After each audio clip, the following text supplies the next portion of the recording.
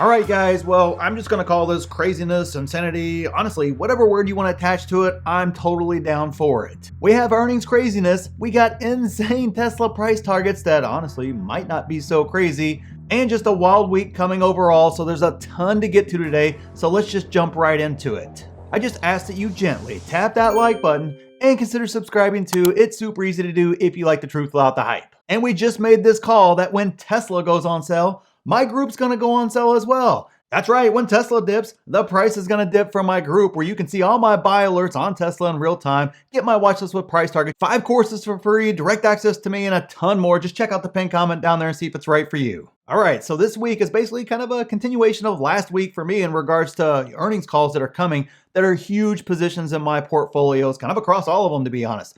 These are some big positions coming, and it kicks right off with Google on Tuesday. And yeah, you guys know exactly what's been going on with Google. All the noise, we talked about it tons of times in here. We talked about it everywhere.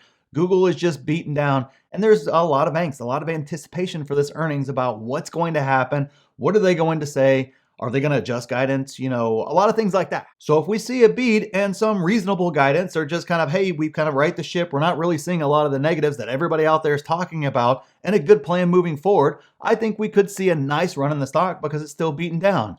But I got to be honest with you guys, on the flip side, if they have a miss, or if they have a miss, and then we kind of, as you start digging in the data, you kind of start saying, wow, search really is taking a hit. Some of the other revenue drivers, beyond the, advertising coming down, because we knew that was going to come down as the economy kind of goes into a slowdown. We know advertising across the board is going to come down. That's not going to concern me. What's going to concern me is seeing a number like, wow, search really dipped, 10%, 12%, 15%, whatever the case is. When that comes out, that right there is going to be something big that could send that stock down massively, maybe even back down to that $80 range again, which I would be very, very ecstatic about, because that was basically an all-time low from a valuation perspective on Google. So if you want to give me shares like that, as long as I'm not seeing another larger problem out there, and I'm not saying the search coming down is a bit of a problem, but then I would also need to go and look at Microsoft's earnings as well and see exactly, did they see a commensurate increase in their search as well on their end. So that's kind of what I'm looking at. If they see a decline and Google sees a decline, well, that to me is just a decline in people, using either for search in a lot of cases. And to me is not a concern long-term. It's just basically a short-term trend that's going on with the search itself. And for me, that would signal buy. But like I said, if it happens, the beatdown could be epic on Google because it's already in kind of a negative trend with a lot of question marks and a lot of headwinds coming. So that's not what you want to see. But, again, it's something that could be big. And that's just Tuesday, guys. That's just one day. The very next day, we got another earnings call. And that would be Meta, which has just been on a tear since everybody basically declared it a dead stock. I mean, I know I was putting out videos saying, oh my gosh, I can't believe it's this cheap. It's at a 7, 8, 9 PE, whatever the heck it was at. It was beaten down there, and I was buying like crazy. So were a lot of you guys. A lot of you guys were all over it too. And that's awesome. I love it whenever I see you guys doing that. But for every person that was buying, there was 3 or 4 people in the comment section basically just going, oh, the Meta's terrible, bad stock. Why would you ever buy that? It's going to 40, it's going to 20, whatever. It's going out of business in some cases. That was the narrative that was out there, and that has completely flipped around. And now I won't call it the darling of Wall Street, but it has absolutely been on a tear and has been on a lot of positive news and making the right moves that make Wall Street happy, in addition to the fact it's still basically undervalued from a valuation perspective. Turned out basically to be one of the best performers in the group over the past 6 months, and I'm glad we were buying. And if this earnings call kind of presents us another opportunity to buy lower, I don't know if it will or not. Meta's been on such a tear, I don't know. It almost feels like they could have a miss and it could still go up. But if Wall Street wants to get dumb again and give me a nice buying opportunity, I'm going to happily have to add more shares of Meta, even though I've honestly added plenty. But, hey guys, a deal is a deal. And you know me, when I feel there's a lot of upside on that other end, if it gets too beaten down, I got to take advantage. And then the next day, we have Amazon. So 3 straight days, 3 huge earnings calls for my portfolios across all of my portfolios. And Amazon, I don't know, I'm a little mixed on. I'm not real sure where it's going to go. They are still cleaning up the mess from, basically the post-shutdown error where they made a lot of errors in judgment. I don't know. I think I said that wrong. But anyways, you guys know what I'm saying. When I look at that and I look at what they're doing, I want to see positive strides. I want to see some of those things being cleaned up. I want to see some of the other business lines continuing to show growth. I'm really looking forward to see how much more AWS grows. Is it going to slow? I mean, that is a possibility there. And what does that signal for the stock long term? Am I concerned long term? Absolutely not. I do think it's undervalued right now. And yes, I know the PE is high. I hear you guys right now screaming about that whenever I put it on my other videos where I say I'm buying it. And I hear PE is high. That has been the narrative for Amazon for over 20 years now. It just has. It has always traded rich because they have always traded not based on profitability. They have not run the company for profitability. They have run the company for growth. And they've continued to just, hey, we could make the profits look really good, but we're going to continue to invest back into the businesses. We're going to expand into things like AWS that everybody said they were crazy to do, and it was stupid, and they were just burning money. And guess what? It's one of the biggest revenue drivers now. Absolutely one of the biggest profit drivers now in regards to Amazon as a business. So there's a lot of other things working. That honestly, that almost gets me more excited whenever I'm listening to their earnings call. What are they working on the outside that's tiny? No impact on the earnings right now, but will have a huge impact or could have a huge impact on earnings, 2 years from now, 3 years from now, 5 years from now. That's kind of what I'm looking for in this earnings call. But it could, I don't know if it'll get the same dip, and it's not on the same downtrend that Google's on. So I don't know if it would get punished as bad as Google will if it has a miss.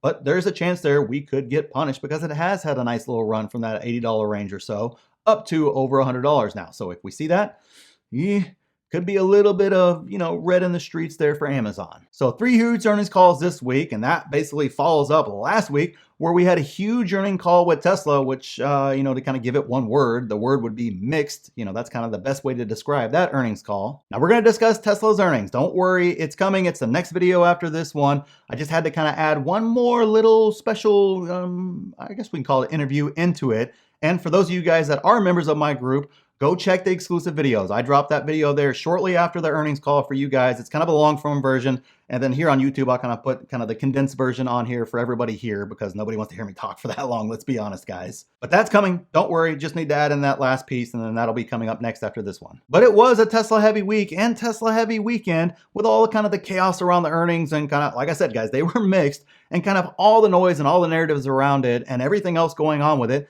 That, this next little piece that we're going to talk about here, it just kind of slipped under the radar. I didn't really hear a whole lot about it. Honestly, didn't even know it until somebody in my group posted about it and asked me about it. And I was like, oh, I didn't even know. I had no idea. Normally, this would have been front page news, 2 years ago, but it wasn't now. And that is Cathie Wood basically saying Tesla is going to be at $2,000 per share in 2027. Now, that's already, it was clarified in the interview, that's already post-split here. So that was basically more than a 10x from where we're at right now. That's what she's predicting by 2027. And I got to be honest with you guys, this will be a little bit of a rant. I apologize in advance. I'm not trying to rant. I'm just, these type things are the type things that get Tesla investors in trouble. And I want to make sure that we kind of talk through the various nuanced points in it and make sure that we all understand where these ideas are coming from and where it's going. Now, do I want Tesla to be at $2,000 per share? And do I hope she's right? Absolutely. I absolutely do. I want her to be right. I stand to benefit greatly from it. Do not get it twisted. Do not get it wrong. I stand to make a lot of money if that happens. But I'm not here to sell you narratives and hopium and, all these other things that kind of get people caught in the first place, overextending on Tesla. Basically, think about when it was at $400 per share. People were buying it because, oh my gosh, just a few years, it's going to be $1,500 a share, whatever the heck the price target was at the time. When 400, it was overvalued. That was just, those were facts. There was no reasonable metric you could point to that valuation made sense. Now, I can absolutely make sense of the valuation where it's at right now, but I couldn't at that valuation then. And when you hear things like that, well, basically you should just buy Tesla at all costs all the time, right? And we've seen where that's gotten people over the past year plus now in regards to Tesla. It has gotten you a lot of pain and your money getting cut in half and a lot of just ill will. And as a matter of fact, it induces more mistakes because we had folks selling at the low. When it got down to around $100, the bulls were even saying it was going to, 80 or 60 or whatever the number was. It was insanity. So when I look at stocks and I look to do valuations and I look out to the future, I'm looking at what is the most likely scenario. Not this, if this happens and this happens and this happens and this happens and this happens and everything goes perfect and they keep a 30% margin and all these other crazy things like that are built into a lot of folks' models. When you go back and you view those old videos where they were showing Tesla at 2030 and all this other ridiculous stuff like that, there was a lot of assumptions in there that realistically, having done this for 20 plus years, basically numbers change. Yeah, Tesla's going to have margins up over 30% at some point in time. When? I don't know. But to expect there to, over this 10-year horizon or 8-year horizon or whatever the case is, for there not to be down economies that are outside Tesla's control, for there not to be supply chain issues that are outside Tesla's control, for there not to be other factors that nobody knows about, or Elon buying Twitter. That's out of everybody's control. Nobody had that on their radar last year. I don't care. Everybody that was predicting all these low prices for Tesla, nobody had Elon buying Twitter as one of the reasons until it actually happened and he actually had to sell a whole ton of shares to do it. Nobody had that. So when I'm sitting back and I'm trying to look at the most likely scenarios for growth for Tesla, I don't need to make projections on things that are a big maybe, a big question mark to me. I don't include those in my projections to make sure that I'm conservative whenever I'm looking out, because so far, I mean, let's take this for example. She's got the 2K price target, and the two main drivers of that price target that she mentioned in her interview, wasn't me, this is, her talking about it, were FSD and Robotaxi. Both of which to me are huge question marks for Tesla. Not can they do it? I absolutely think they will. But for the 8th year in a row, Elon said FSD is coming next year. Is that likely? I don't think so. Maybe it is. I could be completely wrong. I am happy to be proven wrong, because if I'm proven wrong on these things, it's to my benefit as a shareholder. However, for the past 3 years, I've been saying, yeah, right. Talk to me whenever it's all the way done, first off. That's step one of multiple steps before it's ever actually a huge profit driver to the company. And let me explain why, and it'll go right along. You can throw Robotaxi right in here together. Regardless, let's say he's 3 years away from solving FSD. Let's just say, try to be reasonable here that they can solve it. 2 years, whatever number you want to put on it. 2 years from now, they solve it. Great. Now it's got to jump through all the regulatory hoops across the United States and other countries as well to actually be able to be a viable option to hit on the road. And I don't see that happening in any short order.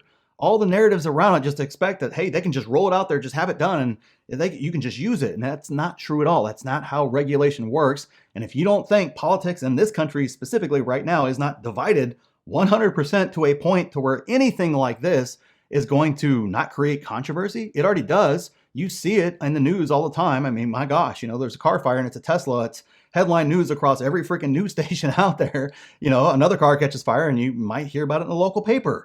Totally different in regards to the coverage. And again, it's across the board, across political spectrums. So to think that this is just going to get approved, be out there and just, hey, all of a sudden printing cash for Tesla like it eventually will, that's fool's gold to me to base my price targets upon that. And same thing with Robotaxi. Yeah, I would definitely ride in a Robotaxi, but first it's got to get through all the regulatory hurdles for it to be a regular person driving the car and using FSD, much less them running all by themselves without anything there. Yeah, sure, there's going to be cities and there's going to be pilot programs here or there, but in terms of wide adoption across, large, at least across the United States, I don't see it happening anytime soon.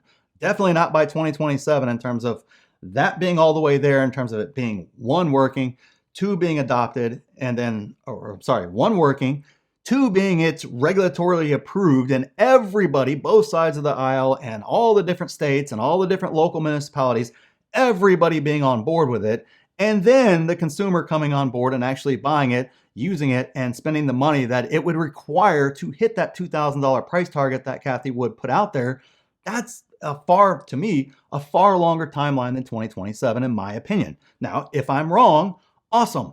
I make a lot of money, and so do a lot of you guys out there, and I do hope that I'm wrong. But when I look at these things, I try to look at them objectively and, realistically, I don't see it happening in that time. The other thing that she started to do in that interview, which is something she has, I guess she hasn't shied away from it in the past, but I felt like she kind of used it as a crutch. She kept talking about 2030. And I'm sorry, guys, there is you can look out, you can project out next year with some fair accuracy in regards to what a company's going to do. Maybe 2 years out, 3 years starts to become an educated guess. You get to 5 years and you're guessing. And then you're looking out in that particular time frame, 2030, 7 years, pure guess. I understand you may be right, but it was a pure guess. Anybody who says they know what's going to happen 7 years from now is absolutely, just ignore it, click the channel, move on, do something else. There's no reasonable person, especially in the stock market in regards to company growth and everything else, where somebody has just consistently been able to look out 7 years and guess everything right. There are people out there that make 7-year predictions, and of course they get them right, but it's not hard. It's a 50-50 shot. But to bank a investment thesis on that and looking out 7 years for me is a useless exercise. That's why I don't look out to 2030. It's nice. It's a fun exercise to do for fun, to maybe just kind of see what are the possibilities, but it is strictly a guess. No matter what formula you put to it, no matter how many charts, no matter how many spreadsheets you create with this scenario and that scenario, and you try to build in all these models and everything else, if you could truly do that, there would be trillionaires out there running around everywhere. And the reality is there's not. There's barely any billionaire investors, much less trillionaire investors. So clearly nobody can project out that far. So for me, that was another point there that I just kind of went, sounds to me like more like she's, back to her old ways with Tesla than she is actually trying to make a reasonable projection forward. Now, Tesla could surprise us and even do better by 2030. That would not surprise me either. I'm just trying to say it's strictly a guess, and I'm not interested in guessing when it comes to my investing. I'm interested in making, great decisions with a good amount of information that I have right now, making reasonable projections for the future, and then deciding is Tesla at this price a buy or not based upon those reasonable projections. That to me is the best you can do as a long-time investor. So for me, I hope Tesla gets there to $2,000, but based upon her thesis, I'm not sure that we're going to see all those dominoes fall in place in time to generate enough revenue. They may fall in time, but you won't have enough, the 3 or 4 years you're going to need to generate that kind of revenue to push the market cap up to those levels and to push all the rest of the numbers up to those levels. So anyways, kind of my thoughts on it there, guys. I know it's not going to be popular, but I'm just trying to be honest and upfront with you guys and give you guys a real opinion that's not based upon hopium or hype or all these other things that kind of get pushed out there and such. I'm bull on Tesla. I want Tesla to do great, but I can't in good conscience sit out there and look at that and not at least see some flaws in the logic there. Not saying it can't get there, not saying it won't get there, just saying that to me is not what I would assign the highest probability to. And remember to check out the pinned comment down there and get the Tesla dip sale on my group. I guess it's, hopefully it doesn't dip forever. I'll be in trouble then. But anyways, check it out down there and see if the group's right for you. And click this video here if you want to see exactly what I'm buying in this market, and click here to see exactly what my plan is for this market. So thanks for watching, and we'll see you in the next one.